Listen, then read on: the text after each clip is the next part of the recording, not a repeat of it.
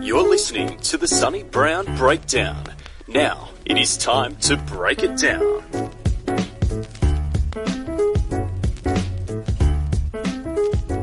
Welcome to episode number 29 of the Sonny Brown Breakdown. I'm your host, Sonny Brown, and in this episode I talk to Vlad Koulikov. Vlad is a master of sport in Sambo, as well as being a BJJ and judo black belt who grew up in Russia before moving to America, where he started an academy with a blend of grappling styles called Sambo Fusion. We discuss the history, elements, rankings, and rules of Sambo, as well as its differences with combat-Sambo, and also the challenges he faced when fusing Brazilian Jiu-Jitsu and Sambo together, and how he believes in unity over the division between the arts can benefit both.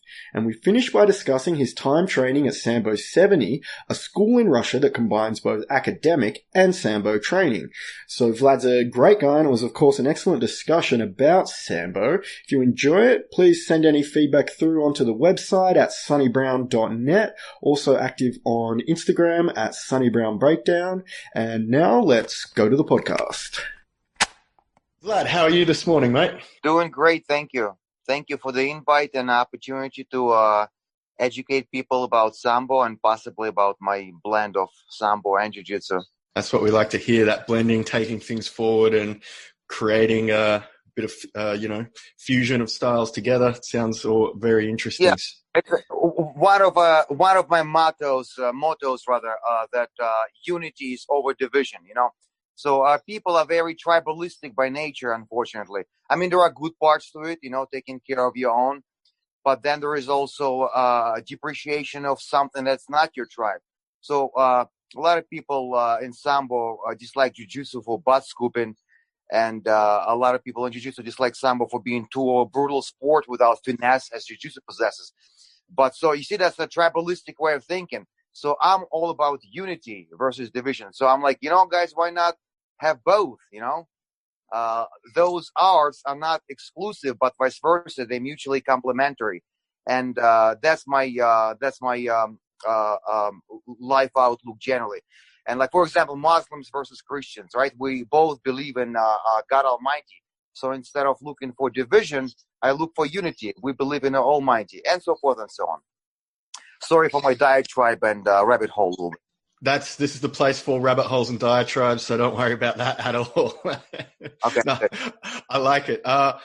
So can you take us through then your own history with Sambo? I know you started at a very young age training in Moscow. Well, not very young age. I know people that started way younger, like at 4, 5, and 6. I was about 8 going to 9 when I started. I was like athletically, so to speak, predisposed. I was very active kid, very fit.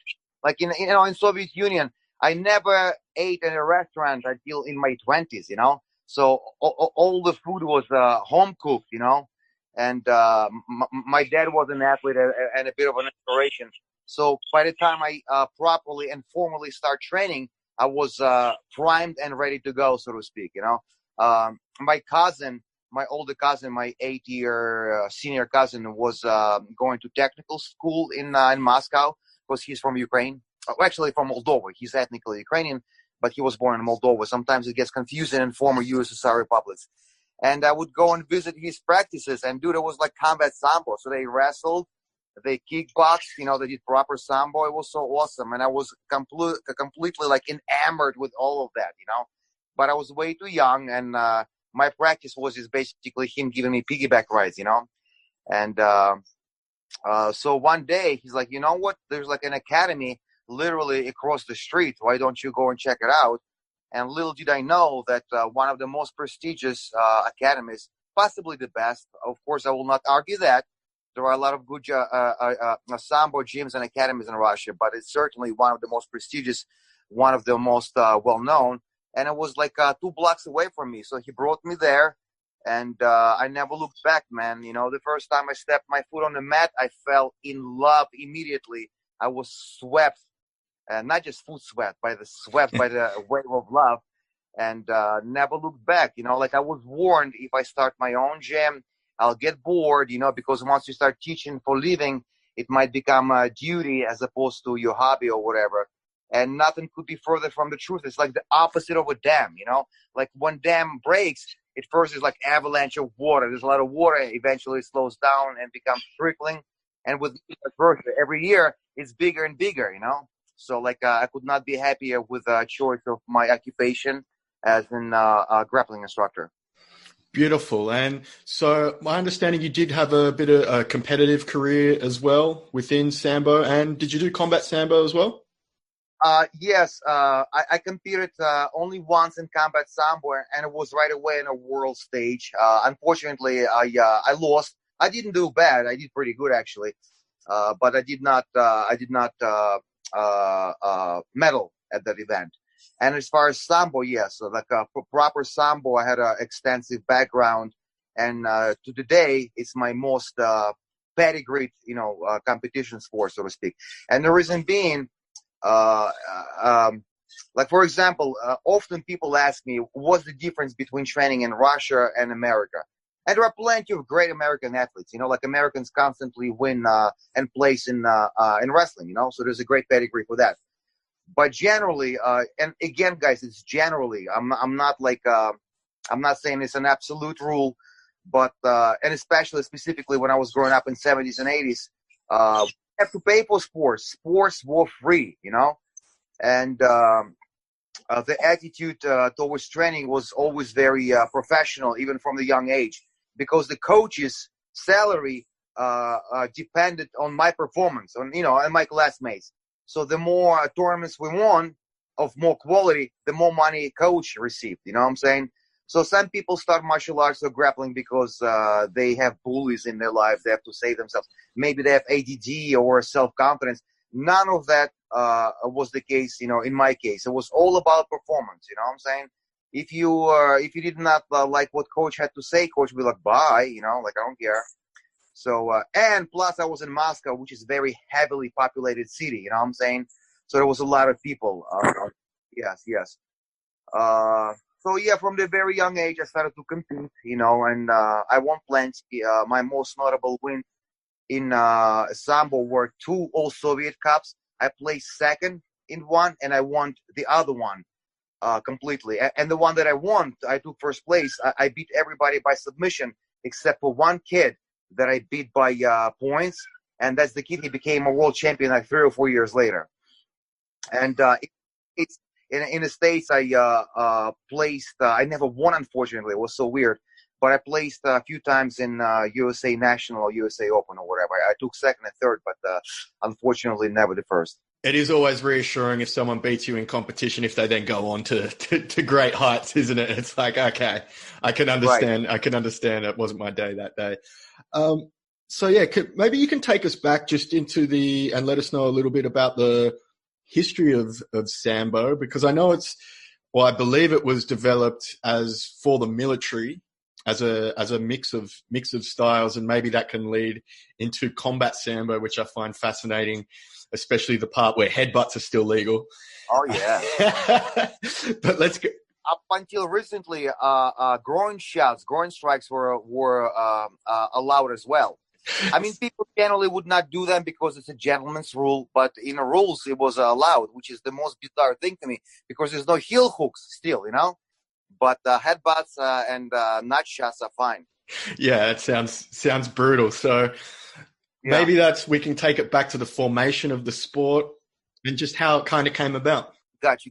Yeah, so Sambo was designed as a means of self-defense, and as you know, it's an acronym, Samooborona or Samozащита. I try to tend to say the first word. It means the same. It's like self-defense versus self-protection, but Samozащита sounds in English like some of that shit, So I try to not to say that. So it's Samooborona or Samozащита без оружия. So if you make it an acronym, it becomes Sambo, which eventually became a wrestling style, basically, So there are 3 people that founded Sambo, and they were almost like working independently. There was a gentleman called Viktor Spiridonov. He was a war veteran, and he had a lame leg, so his emphasis was very much on like proper technique, and he was a combat Jiu-Jitsu guy.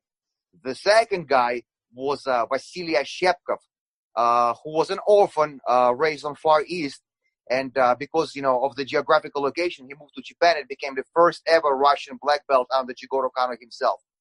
So when he came back to Russia, he was actually teaching judo in the beginning, right? But it was actually him who started to like introduce different jacket, like the Sambo jacket versus the gi, shorts and shoes to judo, so to speak, right?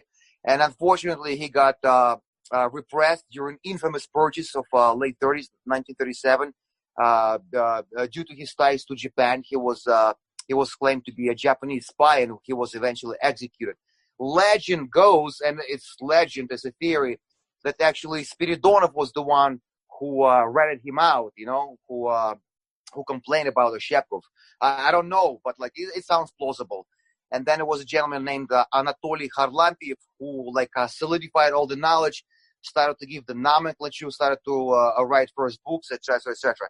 So often he is the one who's deemed as the father of Sambo, but in reality, there were three people working independently for the same goal. And so when they put it all together, was that, and they had that goal in mind, was that for the military then, or was it just let's create a self-defense system? Yeah, self-defense mostly for military and special forces, so to speak. There was a excellent practice that was practiced, no pun intended. And I think Spiridonov was the one who actually implemented that practice. Anytime the young police of Soviet Union would arrest somebody, will apprehend like a violent criminal, they would write down what technique they used. So they kept like a tally of techniques that are bullshit and techniques that are go-to, which is fantastic. That was awesome.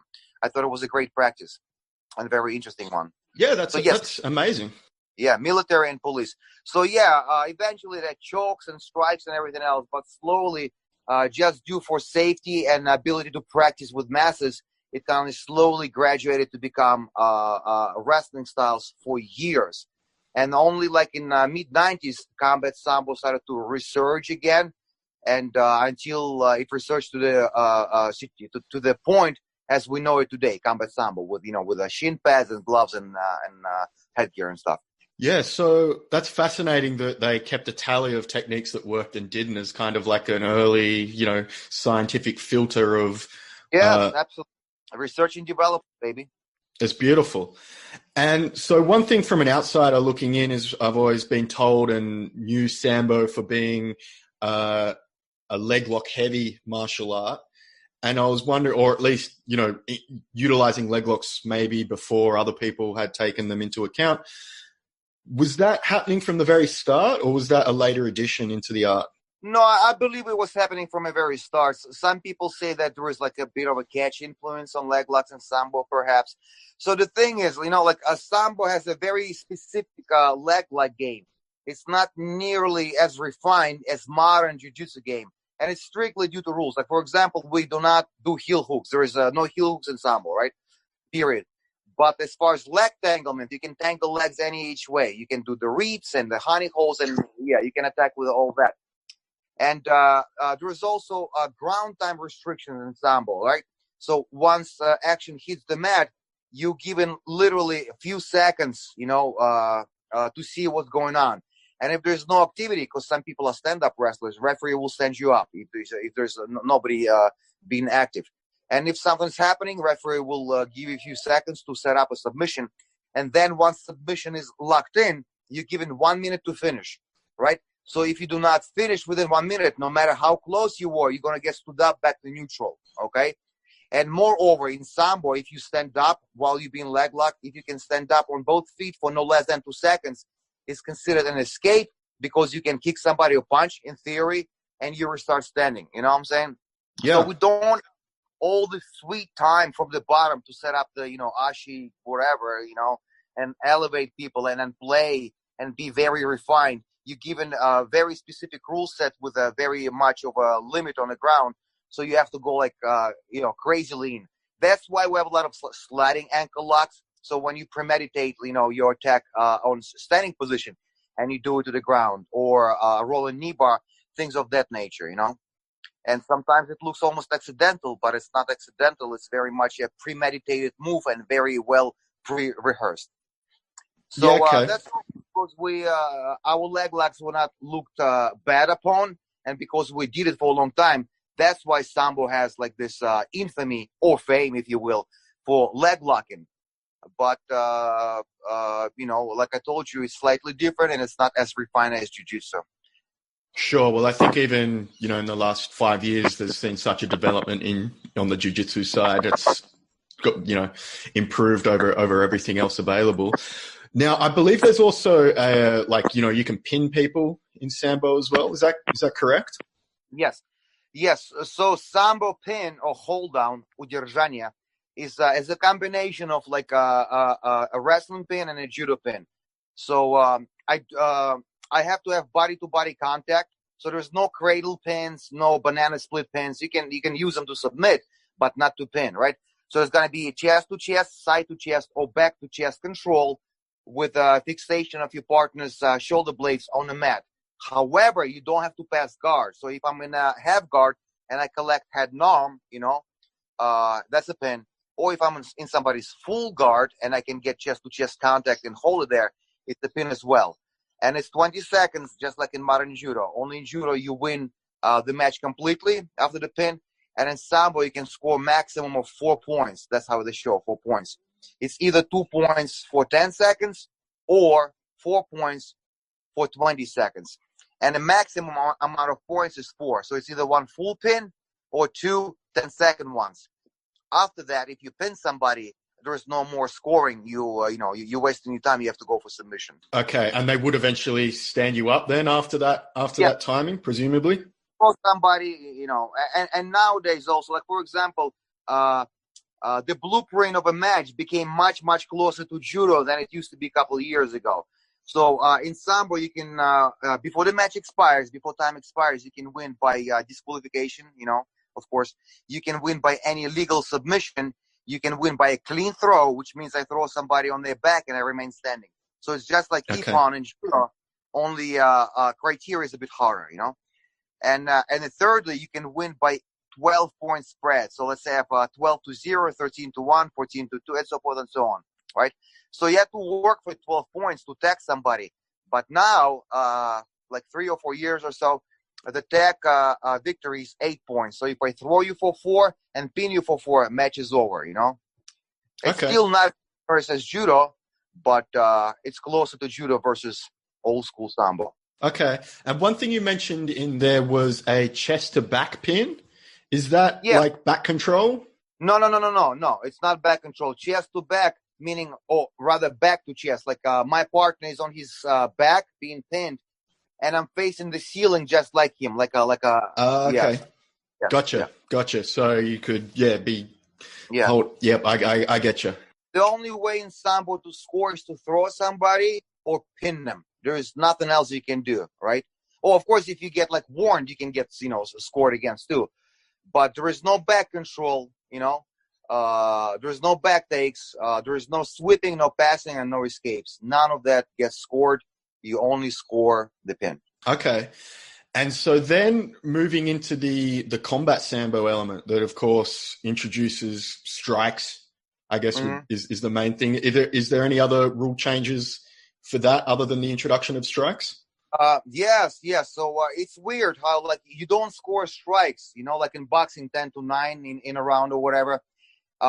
You either KO or knock somebody down, then you score. Or if you hit somebody flush and they fall, that strike is scored as a throw, as a takedown. Yes. Okay. Also, you can strangle in combat Sambo, which in Sambo wrestling you cannot. So some people say sports Sambo, but which is I understand what they're saying. But the proper nomenclature, not that sports Sambo is improper versus combat Sambo, but the proper nomenclature is Sambo wrestling, борьба Sambo. You can strangle. And remember, like I told you, in Sambo wrestling, if I stand up being leg locked, it's a neutral position. Same thing with arm locking, just like in judo. If I'm being arm locked and I can stand up and lift somebody off the ground, that's also neutral. But in combat Sambo, it's not so. Like in combat Sambo, you actually have to get rid of the submission. If you stand up, submission is still being counted. So outside of strikes, that is the main difference as well. Okay, and of course the headbutts that we falls under category of strikes. Yeah, that's right. And so in terms of then of the gameplay, is there much guard work or like turtling work going on, or ground and pound? Is that emphasized? Yes, there is some. It's very much well paced, and I cannot strike down opponent in Sambo. So if somebody's turtle, I have to be at least on my knee to pound them. Mm-hmm. And remember, it doesn't get scored if I KO somebody, that's golden, or soften them up to roll them over to pin or submit, that's golden too. But it does not accumulate like in boxing or MMA. Gotcha. There are some people in Sambo that are very much ground oriented. Like, for example, I translated a channel for a gentleman from Ukraine, Ivan Vasilchuk, and his channel is called Sila Partera, which means the force of mat work. Parter is a generally wrestling term. It's French or Latin particular on the ground. Mm-hmm. So in freestyle, Greco, and Sambo, that's how we call newaza, and newaza is a judo term.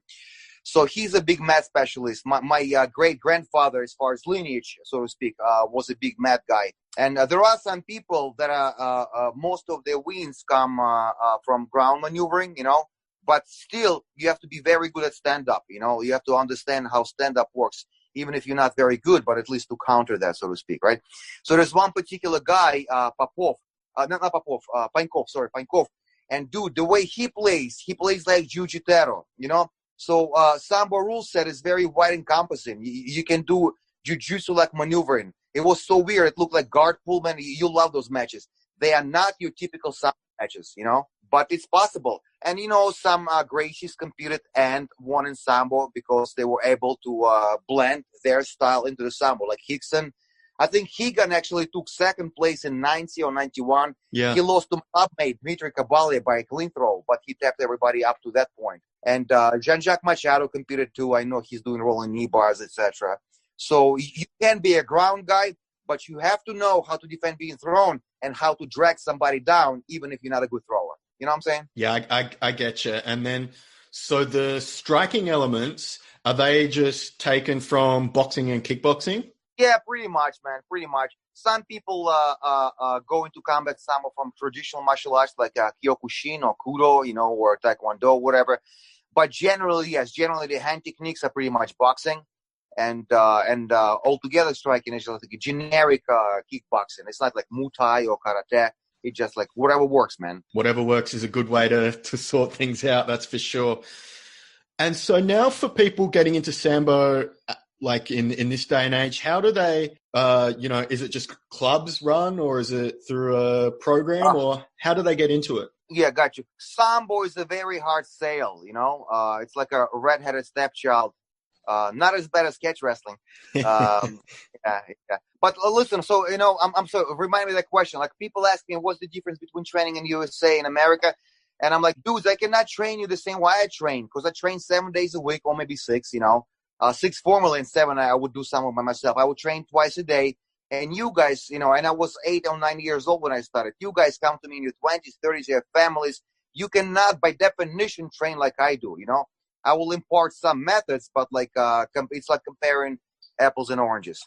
So, yes, it's pretty much like a club system in America, like smaller clubs. There is no big gyms like Sambo 70 or Kształt Sambo gym, Sambo Academy. It's another big academy in Russia.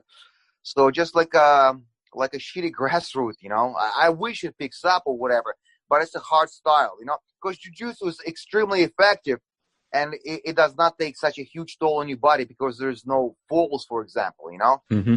Sambo, no matter how you spin it, even if you're a partner specialist, you still have to be a thrower. You still have to know how to do throws.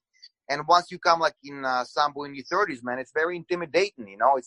It's not as easy. When you're a kid, you take a fall, you don't think about it, and after taking like literally thousands, it becomes second nature. So you wake me up drunk, I'll break a fall, no problems.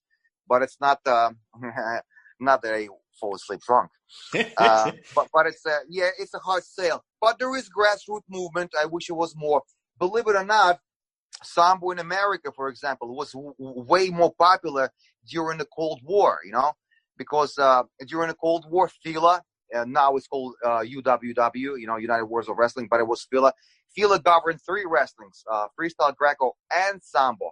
So American kids that do scholastic wrestling off-season that compete in those 3 sports, and so if they win, they will go compete internationally. So it was governed by athletic union, and Sambo movement was, not bad because of athletic union. But after Cold War, when Russian infrastructure fell apart, that's when it fell apart here as well. Yeah, that would be interesting if that was still going on. Yeah, absolutely. And plus, Sambo found their own governing body called FIAS, which is French for like amateur Sambo federation, as opposed to FILA. So yeah, FILA days were interesting because of popularity of Sambo-Sambo, spelled with O. That is not to be mistaken. It was done so it does not sound like a racial slur term or whatever. Yes. And in 85 or 86, FIAS took over. And, so Sambo changed back to like independent style of wrestling. Because during FILA, wrestlers were allowed to wear wrestling shoes versus Sambo shoes. Those are two different shoes. Sambo wrestlers were allowed to wear a singlet underneath their jacket, because normally it's a jacket on naked torso, just like in Jiu-Jitsu and Judo. You can compete with a rash guard, train with a rash guard, but when you compete, it's jacket on top of your naked body. And they adjusted scoring a little bit. There was like a one score. If you snap somebody down and go behind, just like in wrestling, in Sambo, it would be awarded 1 point. And after FILA lost control, that score was gone away as well. So yeah, man, it was once popular, but now I think people realize, even with the insane popularity of Jiu-Jitsu, people realize the merits that Sambo can offer, and they can see how it could be beneficial to a degree, at least, to Jiu-Jitsu. So it's slowly picking up. Man, at one point when UFC had Andrei Arlovsky as a champion and Pride had Fedor, that was like back in 2005. I was given with delight, rubbing my palms, thinking that my gym is going to blow up. But it didn't, Even with insane popularity, with a very much seen effectiveness, and two champions being Sambo champions and two major MMA associations, it still did not pick up, man. Jiu-Jitsu occupied that niche for centuries to go, I'm afraid, Not afraid, but that's what I think. Like when people think of grappling, it's Jiu-Jitsu or variations of Jiu-Jitsu, Yeah, it's certainly done well in the marketing department. There's no doubt about that. And it's, if I sound bitter somehow, I apologize. Like, I love Jiu-Jitsu, it's Sambo Jiu-Jitsu fusion is what I do. So I do love the art. I just wish that Sambo was slightly more recognized, But most people do see the value in the sport as well. Yeah, that's kind of what I like talking about, is those things that maybe don't get as much recognition, or, even like you're saying, I like matches where there's someone playing a game that's a bit different to everyone else, and that makes it interesting, right? Right, absolutely. And so I was wondering too, where the jacket and the shorts came from for the uniform, because that was probably the first time I heard about Sambo one day, when I forgot my gi pants and just put the gi jacket on, and the guys on the mat are telling me, "Oh, you're doing Sambo today, are you, Sonny? What's going on?" How did that come about? I honestly don't know.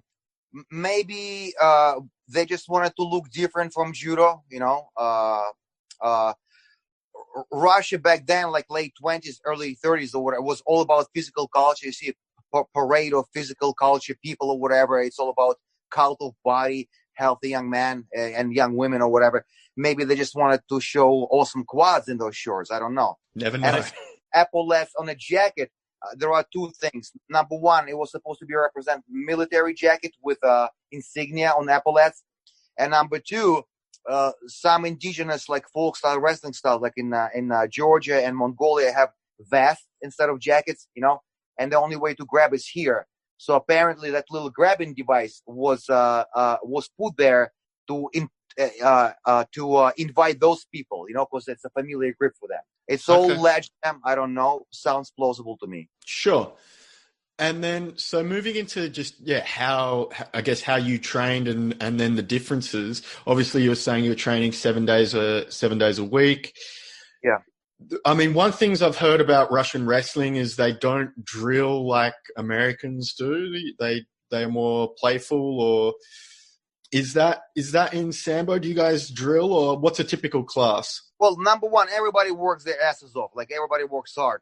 But there is no hazing like Gable would love, that's why the man is so I admire the guy. Yeah, I admire the guy. Absolutely. But he won only one Olympics, right? As opposed to some Russian wrestlers like ģʀᴏᴏᴡᴜ or Alexander Karelin. They competed in 4 and won 3, man. That's it, you know what I'm saying? That Yep. speaks something for your longevity as an athlete, as opposed to being a ruined man at the age of 50 with the hip replacements and this and that. So yes, we do work hard, but very much like with Thai fighters, they do not fight between each other in the gym. They only fight, for money. It comes to a point when you kind of relax and play. There is time to work hard, and there is time to just play, fight, and play wrestle. Yes, we do that. Absolutely. And then, so how does that work with learning techniques? Do you, how does that process actually take place? So when I was a kid, right, when I was training again, we were all introduced the same techniques. You know what I'm saying? But some people naturally will take to some segments of the sport more than others. Some people became leg lockers. Some people became more with stand-up guys. And moreover, some stand-up guys became more like high amplitude throwers, and other guys are foot sweeps. And once coach recognizes those tendencies, he would approach each athlete differently. You know what I'm saying? So the lesson plan was the same for everybody. The workload was the same. But then would have, it's called отработка личной техники, like working on personal techniques. And that is when coach will address what you naturally gravitate. Like sometimes we make our game by picking up moves, and other times moves pick up us. You know what I'm saying? It happened with some of my throws and my moves. It just it just came into my game and just owned me. And I'm like, oh, that's awesome. And that's what I do as well. Like, for example, I have a wrestler, right? I have a kid who wrestles, and he wants to compete soon. Obviously, I'm not going to teach him all this crazy De La Riva guards, sweeps, and all that stuff. I will teach him 2 things. I will teach him front headlock chokes like anaconda, Dars, and Peruvian necktie, and leg locks. And I have a reasoning behind it. For example, if the guy shoots, my wrestler shoots, most likely he'll take you down. Once he takes you down, the first line of defense would be legs of your opponent, and you grab them. You know what I'm saying? They're right there. And vice versa, if somebody shoots on them, most likely they're going to stop it, sprawl, and get to the headlock. So choke them with a front headlock. Obviously, later on in their career, I make them generalists. I have them learn every aspect of the game. But very much like my coach, I will address your strength. You know what I'm saying? Or if it's like a non-athletic guy, obviously I will have him do pull-ups, push-ups, all that stuff. But I will try to address more technical aspect of the game with this guy, So that's what our coaches used to do. Did I answer your question? Yeah. And I like that idea of sometimes you don't pick the moves pick you. Yeah. 100%. And then, so with the, the physical training side, you did mention that there was an importance placed on physical culture. Was that emphasized in your training then? Or were you doing conditioning separately, or was that always part of Sambo training? Both. Sometimes workout will be just for the sake of the workout, and sometimes light conditioning session will be sprinkled into actual training. So by the time you start drilling, you're already having second wind and kind of tired. So you kind of focus. You're forced to focus on technique because you're tired. You have to go very exercising finesse as opposed to brute strength. Yeah, okay. And then, so when you do go to drilling too, will you do it the style of, say, 10 for 10 or 2 for 2? Yes. I know some people, I know your homie kid does not like drilling, and I understand the merit, that's fine. Whatever works, man. But I'm a large volume driller, and I miss that because now being an instructor, I would warm up with people. Then I'll teach a move and I'll be correcting everybody. And then I'll get to train only, when people roll, you know what I'm saying? So I don't get the same amount of reps as them. So I cherish my training time I value it like it's a treasure, When I get time to drill, it's all about high volume. I'll bust out crash pads and I'll be throwing somebody and they will be throwing me, for, 40 minutes, an hour, something like that. Okay. Or I'll put a timer on the clock and I'll be drilling my passes. I'll just choose a couple passes and I will rehearse them over and over and over until they become automatical when I'm like in zen shifting as opposed to thinking which arm goes where. I just blow through it like butter. Gotcha. So yeah, just getting into that flow state, right? Yes, flow state. And then I'll do situational. For example, we'll work on like single leg defense or single leg takedown. And I'm like, you know what?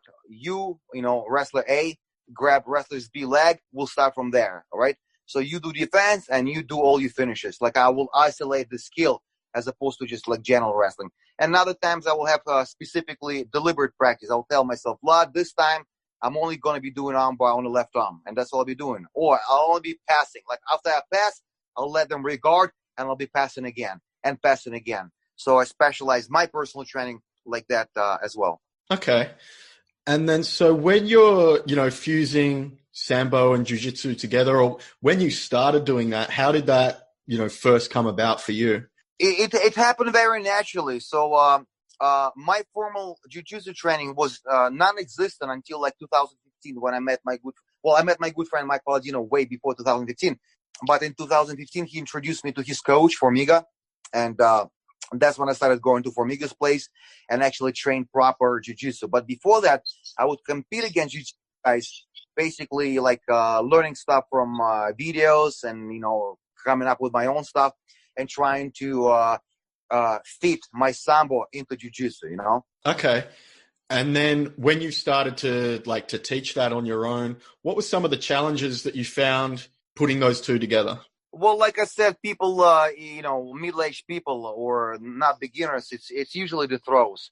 Like getting people to relax when they throw and when they throw was the hardest thing. And that's all. Yeah, I know for my personal experience when we do judo, getting thrown still was was something I didn't really look forward to. Yeah. So then what do you think is to answer your question, my blend was happening like right now it happens like scientifically, so to speak, almost by research and development. But in the beginning was very intuitive, and the biggest problem I had to overcome was not to freak out when I was on my back, because it's automatically pin and Sambo, right? So once I end up on my back, I'd freak the hell out and I try to do anything to turtle up, not to get scored on, in Sambo mentality.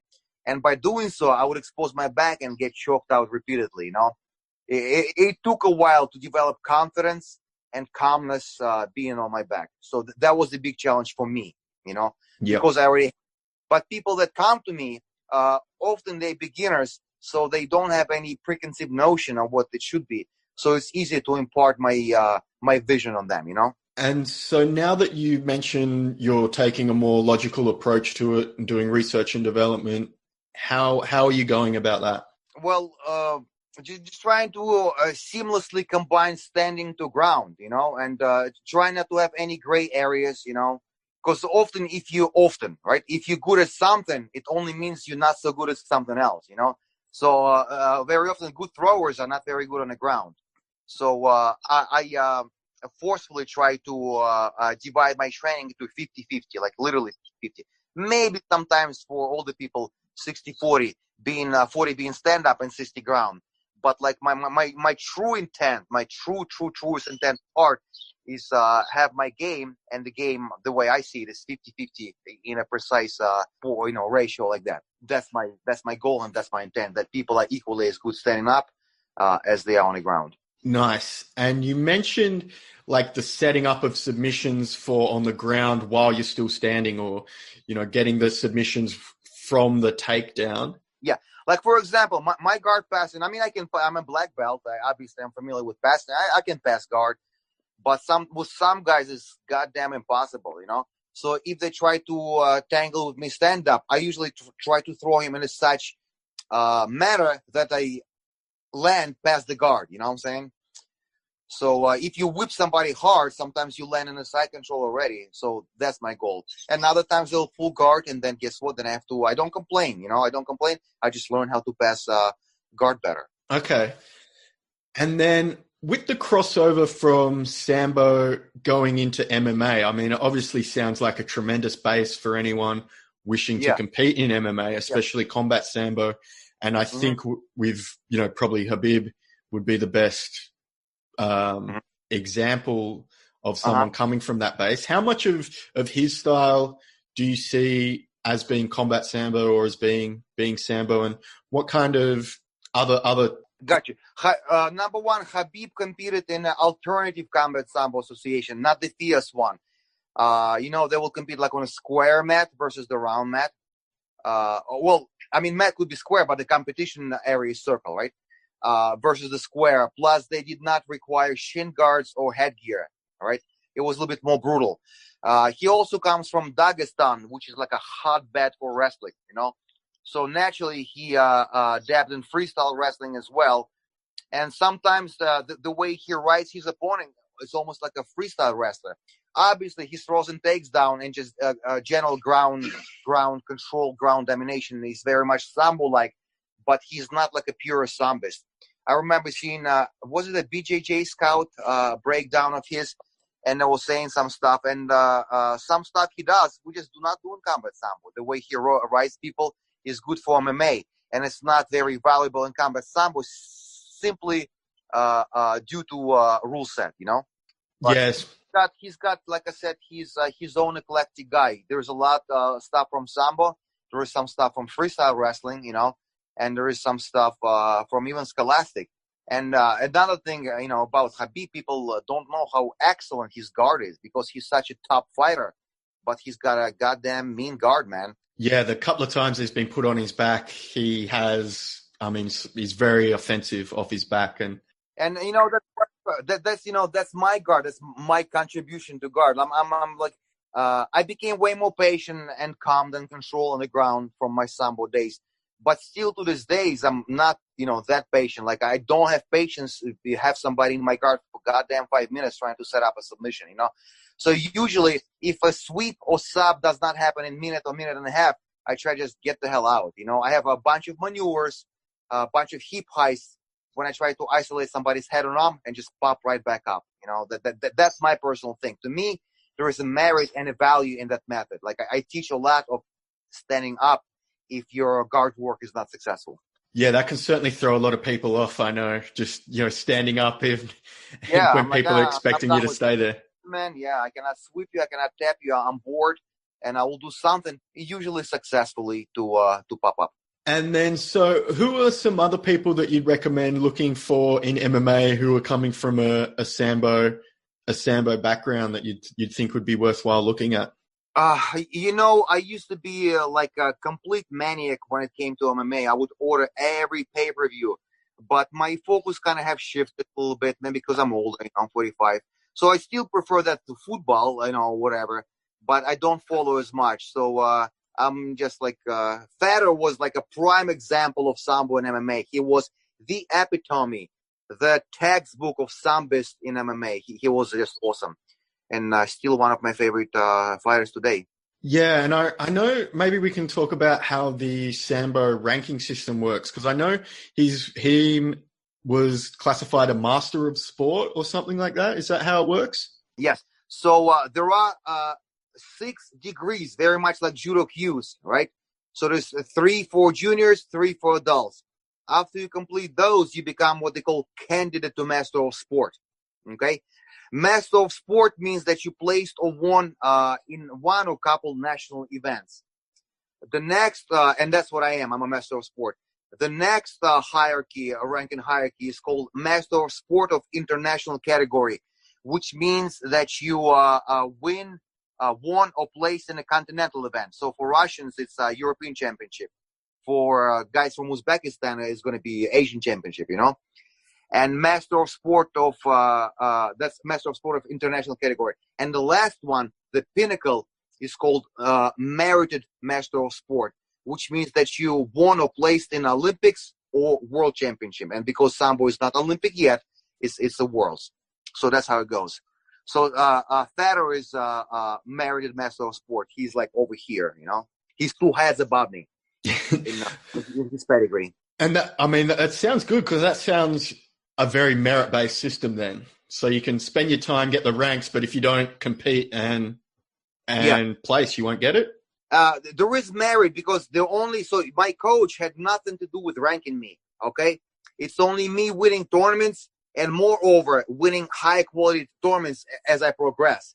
Not just competing, man, winning, right? You got to compete and win in a tournament of appropriate caliber. But what it does to mass movement, it kills sport, you know? Because some people, again, I'm saying this middle-aged word all the time. Some middle-aged guy comes, he just wants to have fun, maybe learn self-defense, maybe be a badass for his wife or whatever. But he's got no interest to compete. That guy would never get ranked. Is it good? Well, you find the answer for yourself. So anyway, FIAS introduced, they proposed a bell system, right? And we'll see what happens. I personally think it's awesome. Like, I know a lot of old schoolers, and I'm an old school myself. They're like, no, man, we're watering down the sport. That's what's different. I'm like, fuckers, but like nobody's going to do Sambo because it's so goddamn hard, man, you know? Do you want it to be popular, or do you want it to be like a goddamn red-headed stepchild like catch wrestling, you know? Yeah, that's... You can only have for yourself. Like, I have no answers, you know, I have opinions. Yeah, it's a difficult thing to walk that balance of, you know, hardcore merit on a sport and just trying to get people involved, and, you know, you need those numbers. And if it's too brutal of a hazing or too brutal of a process, you're not going to get those numbers to grow the sport entirely. Maybe then going back to your opinion, we'll take it back to the start when you were discussing the value of unity and your opinion on that. How do you see that, you know, all combining together, especially when you are trying to fuse the two? And have you run into any opposition from old schoolers who don't want you doing that? But yeah, dude, it's usually about, about not being safe. And believe it or not, like, again, the older I get, the safer I get. Like, for example, I don't teach Kani Basami. I do not teach scissor takedown. It fucking mortifies me anymore, you know? I used to not care. I would teach it. I would do it myself. I would do jumping arm bars 15 pounds ago. But like, one day I was demonstrating and the guy did not know what I was doing and he slammed the shit out of me. Oh my God, it hurt so much. Like, it knocked the wind out of me, you know? And I started to think, maybe I should calm my tits now, you know? And with Kani Basami, with scissor takedown, the thing is that in order for it to work, both people have to have perfect reactions, right? So the Tori should do it absolutely technically, perfectly, technically, and the Tori should react perfectly. If somebody messes up, one or another, that's the blown MCL. And I've seen way too many injuries, man, and sometimes it makes me cringe. So I don't teach that, you know? So usually, yes, but yet I don't care about slams. You know, somebody, like, if I jump guard on somebody and they slam me, I freaking deserve to be slammed because I did not submit them, I did not ground them, I did not control them, and I did not have exit strategy. Of course, I would never do it in the tournament. It's just my philosophy. So I argue about stuff like that. And also, Jiu-Jitsu is a blueprint, right? Jiu-Jitsu is a blueprint of fighting. You take somebody down or you pull guard, you pass or sweep, get to the top, and you submit them, right?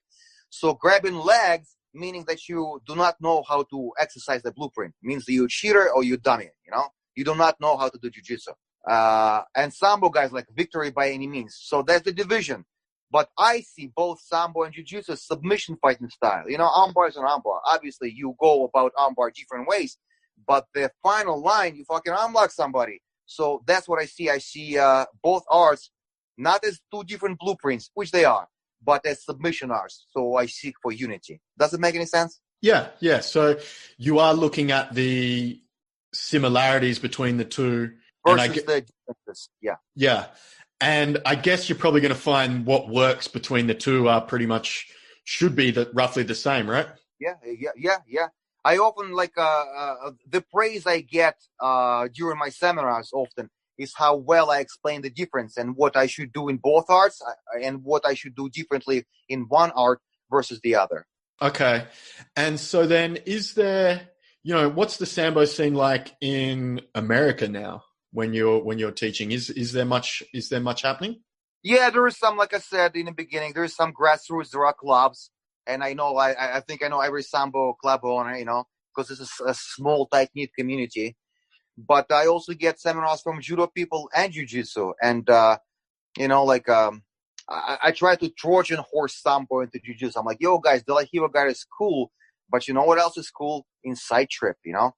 So when I introduce Sambo to jiu-jitsu guys, I try to do it, like, non-intrusively without breaking their philosophy. I'm just saying, you know, guys, there are some moves that are legal in jiu-jitsu, but they're not performed. But, you know, we do it in Sambo all the time, and it's done like that. Here, try that. And so when you're doing that, have you got any pushback from the jiu-jitsu side then? Of like... No, man. Like realistically, without false modesty, I think I'm pretty well received in the jiu-jitsu community. And again, man, I'm not like a mundial champion. I'm not a stud in jiu-jitsu, but I'm pretty good, and I have good understanding of both arts and how to blend them. And it only comes from dedicating my first part of my life to Sambo and the second to jiu-jitsu, And what I do, I just like chew and spit it out for my students so they don't have to go through the same process. I'm not meaning that in a negative way, Like I had to make my own discoveries on my own, and now I cut that process and I give it to my students. Not that they will not make discoveries of their own, But the vision and the philosophy is already given and regurgitated, And as you said, techniques will find them sometimes. Yeah. So will you teach it then in the same manner where you were mentioning that you'll show a specific drill, but then you will spend time individualizing? Yes, of course. Absolutely. Yes. Yes. You walk, in a room, you read the room, you observe tendencies in people, and then you tailor your final instruction to their tendencies. Okay. And then when you were saying before how it's, the club system, the grassroots system, that was America you were referring to, right? Not Russia then. Oh, no, America.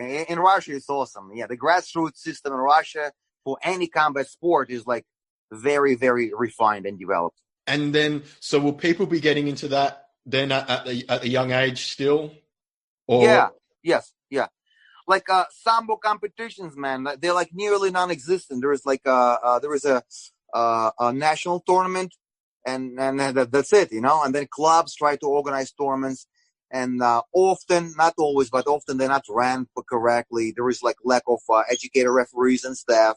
So I'm happy to see any Sambo, but like, yeah, it could not be compared. It's leaps and bounds in Russia.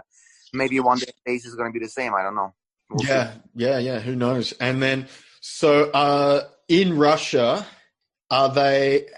is it kind of like, is it still just something that people will do outside of school under their own, just as a hobby, just to begin with, or is it all through the military still?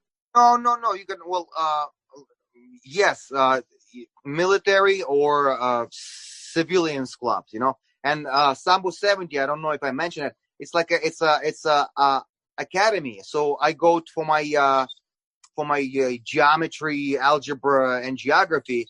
And after I'm done, I go and wrestle. So I do my academia and my training in the same building, like two different parts of the building, but during the same school day. Okay. Yeah, you did mention that, but that's interesting. So that is you said that's an academy. Is there just the one of it, or is there? Oh, there are a bunch of academies for various sports like that.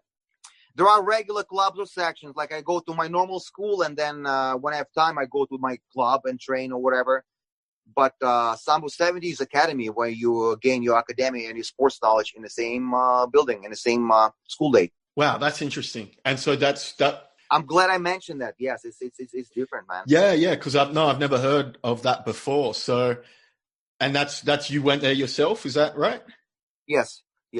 Okay. The first couple of years I was still in my regular elementary school, so I'll go there, and then when I have time, I'll go train to Sambo 70. But starting with the 5th grade. A bunch of kids like me that did that. We were summoned and we were taken to Sambo 70. Class was formed, and that's how we train. That's fascinating. Oh, yeah, it's amazing, man. Listen, it's like I can say whatever I want, but the true magnitude of that would be comprehended only if you witness it. It's quite amazing. And so that's still in operation today? Oh, yeah. Yes, absolutely. But, yeah, I want to that's something I'm definitely going to look into some more. It's called Sambo 70 because the year of origination was 1970. So hence the name Sambo 70. Okay. But there are a bunch of academies like that, yeah. Wow. And you're saying that there was also some for other sports as well. So it's not just... Yeah, for wrestling, for whatever, yes.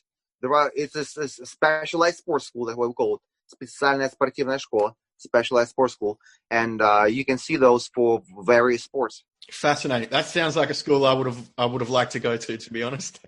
Why Soviets and Russians have such a good pedigree in just about any sport, in combat sports specifically, because of serious, attitude and approach to that.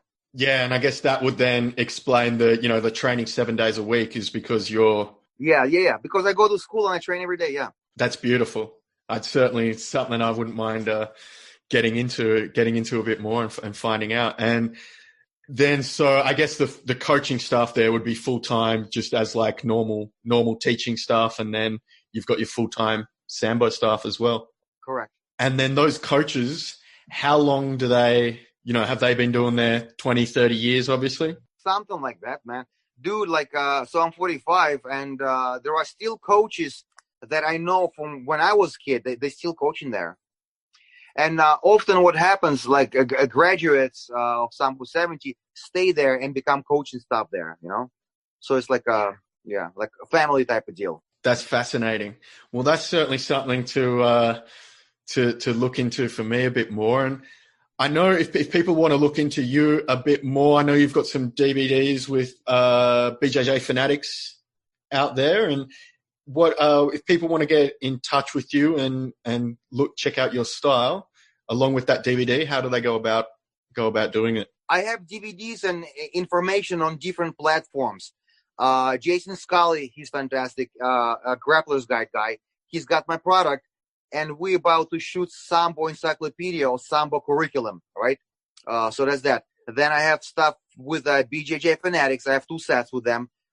Amazing people. I love Mike and Bernardo, great guys. Nothing bad to say. I have stuff with Rolly Delgado on Jiu-Jitsu. And finally, I have stuff with Budo Jake, another great gentleman. I got lucky, man. I'm working with all these people. I was very fortunate.